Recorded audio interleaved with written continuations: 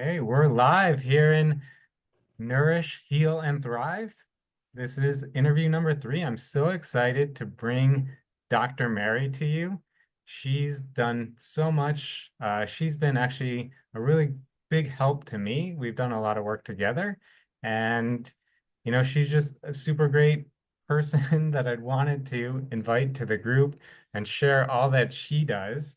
But instead of letting me talk about her, I'm just going to have her introduce herself. Mary, it's great that you're here. Can you tell everybody who you are, where you're from, and what you do? Absolutely. And I'm so thrilled to be here and see your Facebook group just evolving into this beautiful space. And I'm really happy to be here and be part of that today. As Derek said, my name is Dr. Mary. It's a pet name. I'm Dr. Mary Ann Mercer. I've been working with companies and individuals across the US, and they gave me this pet name, Dr. Mary, because they're all fast paced type of people. But I wanted to share just about me and why I'm talking with you.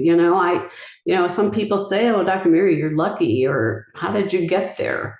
And I've had a lot of obstacles in my life, and I base a lot of my work on my personal experience, what I did to overcome them, and then I researched optimism as well. But if you want to start where it all began, as a toddler, my grandfather was watching me while my parents were out, and I kind of moseyed on into the kitchen.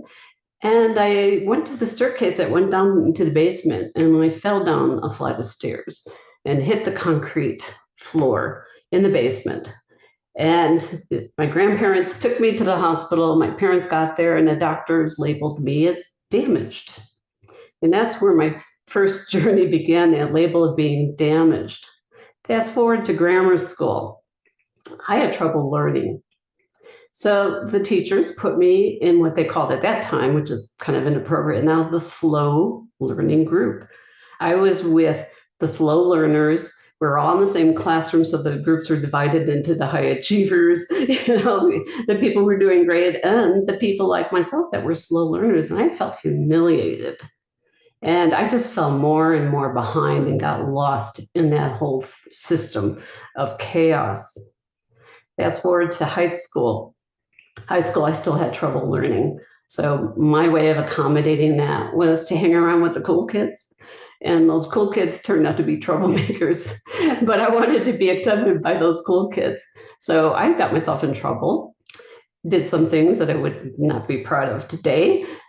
But one day I cut classes and I got suspended, not suspended, but I got put into the detention room, and had to pay my price that way. The teachers called my parents and said, Mary is delinquent and she's troubled, and offered no way to help me. So as high school went on, it was like senior year of high school, still struggling, not knowing what I'm going to do with my life, what's going to happen after high school. Am I just going to, do what everybody else did in my neighborhood, just go get a job, and be unhappy? I met this teacher, and you'll love the name Derek. Her name was Joy. A teacher named Joy, and she was the first teacher to notice me and called me to stay after class one day. And I thought, oh my God, what did I do now? This teacher wants to meet with me after school. I was so nervous. And she started talking with me and paying attention to me, and then figuring out that there was some goodness in me and potential. So we talked a number of times after class. She gave me some assignments, helped me figure out what was my style of learning, and actually spent time with me. I mean, what a wonderful role model. She showed grace on me. And I got excited about learning. I actually completed an assignment, which was a paper, a term paper. And I got this idea in my head, and this is midway through, senior year of high school. I wanted to go to college. And she really supported that. She kept, helping me. And she said, you got to go to the counselor's office and talk with them. So I did. So I walked in the counselor's office. I said, I want to go to college. And she looked at me and opened up the folder and she said, with your behavior problems, with your learning problems and grades, no college is going to ever accept you. No four-year college is going to accept you. My heart sunk. And I left in tears. They still call me names now, Derek. They call me Dr. Mary. Yeah. And I share that. I have a podcast and I do speeches. And when I share that story, the questions I get is, well, how did you make the leap from leaving that counselor's office, Dr. Mary, and becoming a doctor? And it's like, instead of going into what I call agony anchors, blaming and complaining, oh my God, I can't get into college. I can't do anything with my life. I'm going to give up. I went into problem solving mode. And that was just the nature of who I was. And my mom was very supportive. So we are figuring out, how can I get into college? So we are applying and doing all stuff, and rejection, rejection, rejection. And then somebody told me, as I started talking to more counselors, get into a junior college and prove yourself, and you'll see the doors open. So I went to a junior college, worked my tail off. My role model from high school still helped me, bless her heart. I think of her very often. And I got on the dean's list. Reapplied to every college I did, and everybody accepted me from there. So the key is, and this is what makes people optimistic versus pessimistic or unhappy, is the skill of problem solving. Instead of relying on, well, woe is me, blaming, complaining, it's not positive thinking or just being happy. It's a skill. So problem solving is what helped me. And I got into college. There's a little further tone to the story.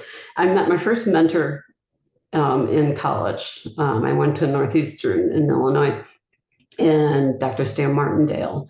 I became his assistant in the psychology department, and he mentored me. And bless his heart, too.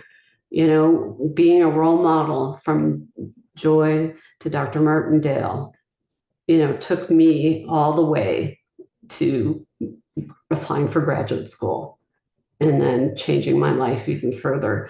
Now, what if that first teacher didn't take the time to help me? Who knows what would have happened? Maybe eventually something, but it made a big difference in my life. So yeah, some people call me lucky. It wasn't luck. It was hard work and problem solving skills that got me to where I am today. And I want to share that because what's really important is there's a thing called luck factor, and it's an old book people write about when you're successful. People, and I had this problem after I became more and more successful. Some people will nurture that with you, friends or family, and other people, they get reactive. So sometimes that journey gets a little rocky and a little lonely, but you find out who's going to be behind your back, so to speak, who's going to be a part of that journey with you. And it goes even further from there, but I wanted to use that story as a springboard for today, in our discussion today. It's an amazing story. I know I've heard it before on your podcast and Oh yeah, other parts of it at other times that we've chatted together, and it's yeah, beautiful. And I really thank you for sharing that with the group. And absolutely. what was coming up for me is, how do you get from that place of, okay, I'm people say I'm damaged or delinquent or whatever they're calling Yeah, one, to change to that problem solving mode, right? Is it like a light yes. switch you could just flip? I mean, how do you do it? What's the step? I love that question. That is so insightful. I had this heartfelt vision in my life, and it stemmed from this one experience I had with my mother. When I was little, again, this is a real formative experience in grammar school. I went with my mom to the grocery store, and I grew up in the salted air type family. My father worked at a factory.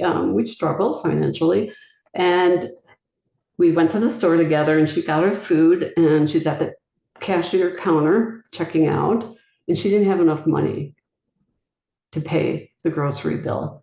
And she didn't know how to count the money as well. She had a disability as well. And watching her feel humiliated and returning the food and only getting to buy the certain things that she could afford, the compassion I had for her just blossomed. And at that very moment, I made a decision, and this is why those other labels later in time didn't take effect on me. I said to myself, I promise myself I will never live that way. So my key in my brain was I need to get educated and I need a vision for my life. And I took a deep dive as a kid into that. I mean, by eighth grade, I knew I wanted to be a counselor, a psychologist, a therapist because of that. So I promised myself it was a turning point. When people get to the point where enough's enough, they don't listen to the emotional vampires that are jealous. They don't listen to the labels. And that's what did it for me. It was a very conscious choice at that point. I had that vision in my heart, and it guided me the rest of my life. And I wasn't going to let anything stop me, for sure. Yeah, that's beautiful. Yeah. What what do you recommend for people watching today that they can do? What's a step for them that they can take? Absolutely. But I always tell people, well, the type of people that come to me for, and what I call intensive coaching, we have a program we make. We have an intensive coaching program and executive mentoring. And people come to me, they generally kind of happy with their lives or they're okay with it, and then they hit some milestones, either a birthday, somebody died, something awakens them that I've kind of been in a coma the last few years of my life. I'm just going with the flow. There's got to be more to it. So I work a lot with people who get this aha experience and they're like, you know what? I could be happy. I could be doing something different. So they get this little nudge, from the universe for whatever the experience was, and they start making a decision. Is that all there is? And I know it sounds like a stereotype, but yes, a lot of people they'll just cruise, along, and they don't have that little radar inside that I did, and they just kind of go with the flow where they're expected to be. You graduate high school, you either go to college, get a job, whatever, and they feel okay about it, and then something awakens them. So that first insightful moment is very helpful. And if you don't want to wait for that type of experience, I always talk with people about just think about a couple questions. And if the listeners can do that today, that's a springboard for them. What would they want to have in their life right now? What is it that's important to them? What would give their life more meaning? And if nothing else is a takeaway today, take those two questions away and think about it. And think about what if you didn't bring that in your life within the next 3 to 5 years? How are you going to feel? And that's where I start with people, and that's what I teach. So that's my takeaway for a suggestion. Just right now, just take a little evaluation of your life. Is it kind of where you want to be, and are you feeling good about it? Is there more meaning for your life? What would you like? What would make you feel more fulfilled? And it has to be from your heart. And when people go from their ego or their heads, it's not their heartfelt radar, and that's where a lot of people get lost. They make it with this. Oh, I'm gonna be a millionaire. I'm gonna be this. I'm gonna be that. But if you don't turn that heart light on, where the radar goes, you're just gonna be off course the rest of your life. Hope that makes sense. Yeah, and I really like that. I mean, I recognize that in a lot of ways in myself because when I tell my story of, when I decided to lose weight and get healthy, it was a similar thing. It was just like kind of like a light bulb went off and I said, okay, it's time to make a change. And when I work with clients too, I get people that aren't necessarily ready because they think they Yeah, need to lose weight and get healthy. Like somebody told them, like maybe their doctor told them they need to do that, but it's not something that they really want to do. So that's so true. they have to want it. It has to be from, like you said, from the heart. So I really resonate with that. Sure. I had a potential client and wanted to make some health habit changes. And he said, I want to stop smoking. And then as I talked to him, I found that every year he said he wanted to stop smoking, but when I dug further, he didn't really want to stop smoking. So I said, you know what? This is not for you. When you're ready, you come back, because this is self-sabotage. So be honest with yourself. Be honest with yourself like you did. I mean, I went through my other kind of what I guess you got challenges in my life. When my father passed away, I didn't have a food issue, but when my father passed away and I wasn't dealing with grief, food became my comfort. So what did I run to? The two P's, pizza and pretzels, right? And I haven't shared that, but it's true. So I went through that and for like a year, and I wasn't ready to deal with the grief. But when I was, and I had gained all the weight, it was like that. Okay, enough's enough. This is not the way to grieve. This is not the way to take care of my body. And that's when I shifted as well and made the change. So yeah, you got to be at the point too. Enough's enough. Yeah, totally. So yeah, this has been great, Mary. So if people want to get more information about you and what you do and like your podcast and your books and all that stuff, where can they find that information? Great. I keep the name real simple. So the website's called positivelifeanswers.com.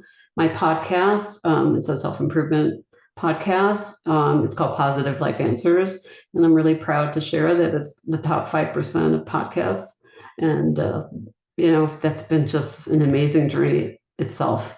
So we could go to the website and you could, email me there. And what I'm talking about is from some books that I wrote. The latest one's called Bouncing Back from Difficult Times.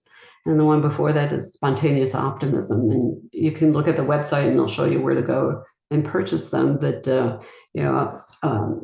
the books are based on personal experience. And, originally I was a traditional therapist doing psychotherapy with clients over many years and evolved into more of helping people on a larger scale. So I started to write books. I've been on Oprah. I've been on all national TV shows. And it's just been a fun journey. And it just doesn't stop here. We'll see where it goes from here. So I'm really happy to be part of your group and the journey with everyone.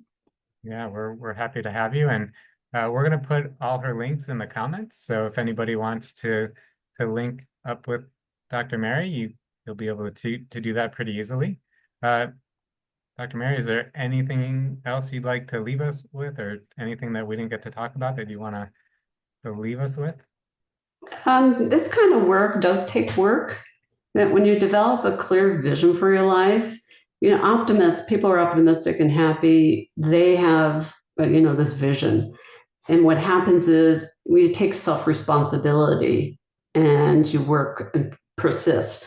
As I could have blamed all the teachers or everybody else who made me a delinquent in high school, I took responsibility. So take responsibility for your life, turn on that radar and watch the magic happen. This will give you a good reason why to get up out of bed in the morning with enthusiasm. And that's what optimists do naturally. So that's my final thought for you. I love that. We're going to make the magic happen. Yeah, it is. Yeah. Well, thank you so much for your time. We really appreciate you being here and Absolutely. Thrive, and we all want to thrive together. So if you think Dr. Mary can help you out, definitely reach out. And thanks again. And yeah, I hope to join you again we'll do this again for sure. Absolutely. There's a lot of stuff to cover. We'll just keep growing together. So thank you. Thank you for the invite and for the space. And I'll talk to you soon. Okay. All right. Good night, everyone. Good night, everybody. Thank you.